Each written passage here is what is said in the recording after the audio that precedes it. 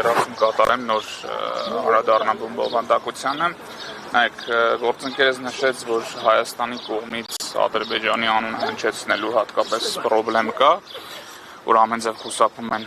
իրավական բնույթի հարցեր բարձրաձայնեն, եւ դա ինչ-որ առումով տեղավորվում է այն մեր օրերում առկային մտածելակերպի հետ, որ Ադրբեջանի դեմ ներկայացված միջազգային հայցերից պետք է հրաժարվել կամ ընդհանրապես նման գործընթացներ առաջ չտանել, սակայն շատ հատկանշական է, որ նույն Հայաստանի վերաբերյալ դիրքորոշումներում Ադրբեջանը դա չի փոխադարձում եւ ամենասուր քննադատական խոսքերով եւ նաև շատ մանիպուլատիվ եւ կեղծ տեղեկատվությամբ փորձում է այն ամեն ինչը վերագրելի է իրենց, վերագրել Հայաստանի Հանրապետությանը եւ դա եւս մեկ անգամ գալիս է հաստատելու, որ նման միակողմանի օրակարգը ոչ մի լավ բանի չի բերելու, Ադրբեջանը շարունակում է իր ագրեսիվ վարքագիծը միջազգային ատյաններում եւ ապա տեղեկատվություն տարածելով, սակայն հակադարձում չստանալով կարող է բավականին իրենց համար դրական արդյունքներ արձանագրել։ Անդրադառնալով մեր կողմից ներկայացված զեկույցին, նշեմ, որ կարճ ժամկետում փորձել ենք առավել կարևոր թիրախային թեմաները արձանագրել եւ ներկայացնել։ Դրանցից առաջինը վերաբերում է ժողովրդավարությունից նահանջին, հատկապես վերջին տարիներին բոլորի ուշադրության կենտրոնում է թիմերի նկատմամբ տեղի ունեցող ոտնձգությունները, դրա վերաբերյալ առանձին անդրադարձ կատարել ենք, սակայն ոչ ամբողջությամբ, որտեղ թեման էլի ինքնին ծավալուն է։ Եթե շատ փորձենք ամփոփել հիմնական միտքը, այն է, որ իշխանությունների կազմակերպված ընտրությունները չեն արտահայտում ժողովրդի կամքը։ Այսինքն տեղի ունեն ընտրություններ, ժողովուրդը իր կամայտնությունը հայտնում է ինչ-որ եղանակով, սակայն քրեական գործերի տարբեր հնարքներով թիմերից անձանց փախցնելու եւ այլ եղանակով, տարբեր ընտրական կեղծիքների, վարչական ռեսուրսի չարաշահման արդյունքում վերջնական ձևավորում այնպես, որ պարզ է, որ համայնքի բնակիչները որոշել են, օրինակ պետք է ընդդիմությունը հաղթի այդ համայնքում, սակայն վերջնարդյունքում ստացվում է, որ իշխանական համայնքի ղեկավարը նշանակվում կամ այլ գործընթացների ընթացքում ընտրվում։ Օրինակներ բերված են Երևանից, երբ որ գործող իշխանությունները այդպես էլ 51% չունենալով տարբեր եղանակներով կարողացան ընտրել քաղաքապետ, ընդ որում բավականին ծավալում ներկայացված է բոլոր ընտրախախտումները, որը Երևանի ընտրություններում տեղի ունեցան, ներկայացրել ենք Վանաձորի դեպքը, Բերդ համայնքի դեպքը, Ալավերդու դեպքը, երբ որ նաև բիրտ ուժի, ոստիկանական ուժի միջամտությամբ եւ քաղաքական տարբեր հնարքներով էլի կրկին անտեսվել է ժողովրդի կամքը եւ ժողովրդի կողմից ընտրված ավականին եւ համայնքի ղեկավարները չեն շարունակել պաշտոնավարել։ Եվս ամեն ինչը գալիս է ամփոփելու, որ ժողովրդավարությունը ցանկալի չի, գործող իշխանությունների նկատմամբ եւ քայլեր չեն ձեռնարկվում դա բարելավելու, հակառակը ամեն կերպ տեղի ունենում քայլեր հակառակ արդյունք ամրագրելու եւ նաեւ դրան իրավական ամրագրում տալու, այսինքն բոլոր իրավապահները, որոնք պարտավոր են անդրադառնալ այդ հարցերին, չեն անդրադառնում եւ կոծկում են այդ իրադարձությունները։ Երկրորդ խումբ ուրեմն խախտումները դա խոսքի ազատության եւ զանգվածային լրատվության միջոցների վերաբերյալ էր, ներկայացվել են տարբեր դրվագներ եւ զանգվածային լրատվության միջոցների աշխատանքի սահմանափակման, օրենսդրական կլինի գործողություններով կլինի լրագրողների նկատմամբ բռնության, խոսքի ազատության վերաբերյալ տարբեր իրավական եւ ոչ իրավական գործիքների կիրառումը, օրինակ ծանր վիրավորանքի քրեականացումը, դրա ապա քրեականացումից հետո այդ նույն արարքները խուլիգանության անցակազմի ներքո ընդլայնված մեկնաբանելու պարագայում հասարակական հանրային գործունեություն իրականացնող անձանց նկատմամբ հետապնդումները եւ միակողմանի նաև օրինակ տարբեր երկրների մեկնաբանություններ կտեսնենք, որ հատկապես ուշադրություն են հրավիրում ատելության խոսքի վերաբերյալ եւ այդ պարագայում նաև միակողմանի դրսևորումների, երբ որ օրինակ ընդդիմադիր հայացքներ ունեցող մարդկանց խոսքերի մեջ կարող են քչփորել գտնել ինչ-որ ատելության կամ բռնության սպառնալիք, բայց դրա ավելի ինտենսիվ եղանակով, որը կատարվում է հակառակ ճամբարից, ընդհանրապես ոչ միայն սեփական նախաձեռնության վարույթներ չեն հարուցվում, այլև ներկայացված հաղորդումներով պատշաճ քննություն չի իրականացվում։ Հավաքների ազատության վերաբերյալ ենք դիրքորոշումներ ներկայացրել, հատկապես հավաքների ուղեկցումը ոստիկանական բռնություններով, կենտրոնական էպիզոդը 2024 թվականի հունիսի 12-ն էր, երբ որ բացահայտ անհիմն ոստիկանության կողմից կիրառվեցին լուսաձայնային նռնակներ, դա դա փորձեց փաթեթավորվել կեղծ տեղեկատվությամբ, որ փորձել են հարձակում կանխել, սակայն տեսանյութերով իրականում հակառակներ հիմնավորում եւ նաեւ առանձին խմբակներով ներկայացրել էին զեկույց, որով տեսանյութերով եւ հստակ դրվագներով հիմնավորում են, որ ոստիկանական գործողությունները ոչ միայն անհրաժեշտ չեն եղել, այլև կիրառվել են օրենքով արգելված հատուկ միջոցներ, արդյունքում բազմաթիվ մարդիկ վնասվածքներ են ստացել։ Հատկանշական է, որ նույն տեսակարարքի համար օրինակ նախկինում ոստիկանապետի տեղակալ էր դատվում եւ դատական ակտ ուժի մեջ համատե կարծեմ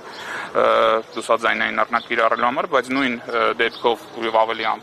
ինտենսիվ է, շուրջ 3 տասնյակ նռնակների կիրառման արդյունքում որևէ պատասխանատվության չի ենթարկվել ոստիկանության ղեկավար կազմը, չնայած այդ տեսանյութերից կրկին ակնհայտ երևում է, ինչպես է ոստիկանության պետը եւ նրա տեղակալը այդ հանձնարարությունը ինչպես են տալիս ենթականերին։ Կարևոր է նաև, որ այդ բռնությունը ոչ միայն քննության առարկա չի դարձել մինչև հիմա, քննչական կոմիտեում նշում են, որ այդ հարցը քննվում է, սակայն մեկ ամիս անց ցուցարների նկատմամբ քրեական գործեր ուղարկվեցին դատարան, սակայն ոստիկանների վերաբերյալ նույնիսկ մեղադրանք չկա։ Բացի այդ, նման տեսակի ոստիկանական բռնությունները ամենաբարձր մակարդակով խրախուսվեցին ազգային ժողովում, վարչապետի, ազգային ժողովի նախագահի եւ այլ պաշտպանատար անձանց կողմից։ Սա ինչ որտեղ նաեւ զուգահեռվում է խոշտանգումների եւ բռնությունների թեմային, որը առանձին էլի ներկայացրել ենք, եւ դա ամենաշատ քննարկվող թեմաներից է նաեւ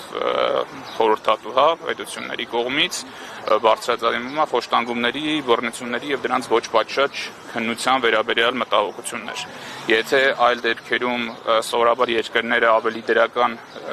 ուրեմն երանգով են ներկայացնում իրավունքների պաշտպանության զարգացման հեռանկարները, այսինքն խրախուսում են երկրին, որպեսզի եւս մեկ քայլ առաջ կատարի իրավունքի պաշտպանության զարգացման հարցում, ապա այս բռնությունների եւ խոշտանգումների վերաբերյալ բազմաթիվ մտահոգություններ հնչում են, որովհետեւ դրանք ակնհայտ են, հանրությանն էլ նաեւ շատ քաչ հայտնի են դեպքեր, մեկ օրինակ ընդհանրապես բերեմ Սամվել Վարդանյանի խոշտանգման դեպքը, որը շուտ 1 տարի արդեն անցել է, սակայն պատշաճ քննության չի ենթարկվել եւ նույնիսկ այն ոստիկանները, ովքեր նպաստել են այդ խոշտանգմանը, առ այսօր շարունակում են ծառայություն իրականացնել եւ ուղեկցել այլ ձերբակալված անձանց նաեւ նման սպառնալիք ստեղծելով։ Շատ կարճ փորձեցի ներկայացնել այն, ինչ որ ներկայացված էր մեզ կողմից, նաև կարճ անդրադարձ կկատարեմ, թե ինչ դիրքորոշումներ են ներկայացվում եւ ինչ առաջարկություններ են ներկայացվում Հայաստանին այս փուլի խորհրդատվական կարծիքներում եւ հարցադրումներում։ Հատկապես շեշտադրումը կատարվում է լրատվամիջոցների նկատմամբ սահմանափակումների, իրավապաշտպանների նկատմամբ բռնությունների եւ սահմանափակումների եւ մի շատ կարեւոր թեմա, որը մենք չհասցրեցինք ծավալուն լինելու պատճառով ներառել զեկույցում, դա դատական իշխանության խիստ կախվածությունն է օրենսդիր եւ գործադիր իշխանություններից։ Այդ կախվածությունը առաջացել է ինչպես անհատական գործերով, ուրեմն ոտնձգություններ կատարելով դատարանների եւ դատավորի նկատմամբ, այնպես էլ օրենսդրական մակարդակներով հնարավորինս դատական անկախության երաշխիքները նվազեցնելու ճանապարհով եւ սա մտահոգություն է, որը տարբեր երկրները արտահայտում են։ Պարոն Խուդոյան, նշեցիք ձեր դիրքորոշումները, որոնք ներկայացրել եք, առաջարկները եւ այլն, ամեն դեպքում այս ընթացքում նաեւ տարբեր միջազգային կառույցներ են անդրադարձել այս խնդիրներին, անգամ ԱՄՆ պետդեպն է իր զեկույցում մատնանշել կոնկրետ դրվագներ, բայց տեսնում ենք, որ այսպես սայլը տեղից չի շարժվում եւ Freedom House-ի եւ Heritage Foundation-ի դատարանների մասով եւ Human Rights բոլորը անդրադառնում են ինչ-որ խնդիրների, բայց ոչինչ չի փոխվում, անգամ միջազգային կառույցների արձագանքն է հաճախ ոչ համարժեք, ի տարբերություն մինչեւ 2018 տեղի ունեցող այլ դրվագների արձագանքների։ Ինչու՞, ինչ պիտի փոխի այս առաջարկությունները, եթե անգամ մարդու իրավունքների պաշտպանի գրասենյակը, ինչպես դուք եք նշում, հակված չէ մարդու իրավունքները պաշտպանել Հայաստանում։ Ես այդ հարցին էլի կփորձեմ օրինակ բերել հենց ոստիկանական բռնությունների առումով։ Տեսեք, ցանկացած երկրում կարող է լինել ոստիկանական բռնություն, որտեղ այս կամ այն ստորաբաժանման ոստիկանը կարող է բավականաչափ պատրաստված չլինել պրոֆեսիոնալ, չլինել զուսպ, էմոցիաների տրվել եւ այլն։ Սակայն այդ խնդիրը համակարգային չի դառնա, եթե տանձի գործողությունները պատժվեն։ Ոչ միայն ոստիկանական համակարգի ներսում, այլև քննչական դատախազական մարմինների։ Մենք դիտարկում ենք, որ բոլոր դեպքերում, երբ որ տեղի ունեն ոստիկանական բռնություններ, հավաքների ընթացքում հատուկ ստորաբաժանումների կիրառմամբ անձանց տեսախցիկների առաջ դաժանորեն ծեծի ենթարկելու կադրեր եւ դրան չեն հետեւում ոչ միայն ծառայողական քննություններ, այլև քրեական վարույթները, որևէ անձի միջև հիմա մեղադրանք չի առաջադրվել։ Դա հուշում է, որ այս ամեն ինչը բարձրագույն մակարդակով հովանավորվում է եւ անկախ նրանից մենք հիմա ինչ կքննարկենք, եթե մարդկանց մոտ դա մտահոգություն չի առաջացրել դրա դեմ առնելը, ուրեմն ցանկալի արդյունք է դա։ Այլ հարց է, երբ որ մենք դժգոհում ենք միջազգային կազմակերպությունների արձագանքից, նաև պետք է նկատի ունենանք, որ նախկինում էլ այդ արձագանքները ոչինչից չեն եղել եւ բնականաբար դրան պետք է նախորդի քաղաքացիական հասարակության ակտիվ գործողությունները, նույնիսկ այն պարագայում, եթե ինչ-ինչ հանգամանքներով պայմանավորված, ինչ-ինչ շահերի համընկման պայմանավորված նման դիրքորոշումներ ներկայացնել այդքան էլ ցանկալի չեն լինի, մյուս կողմից ներկայացված բազմաթիվ փաստերը ամեն դեպքում որոշակի արդյունք տալու են եւ կարծում դրա արդյունքն է նաեւ ձեր կողմից նշված միջազգային կազմակերպությունների կողմից առանձին հրապարակումներում եւ զեկույցներում տարբեր հարցերի արձանագրումը, որը տևական հա ժամանակահատվածում ոչ անմիջական արդյունքի տեսանկյունից ես կարծում եմ ամեն դեպքում դրական է եւ նույնիսկ կարճաժամկետ կտրվածքում որևէ արդյունք չգրանցելը չի նշանակում, որ այս աշխատանքները չպետք է կատարվեն եւ հարցերը չպետք է բարձրացվեն։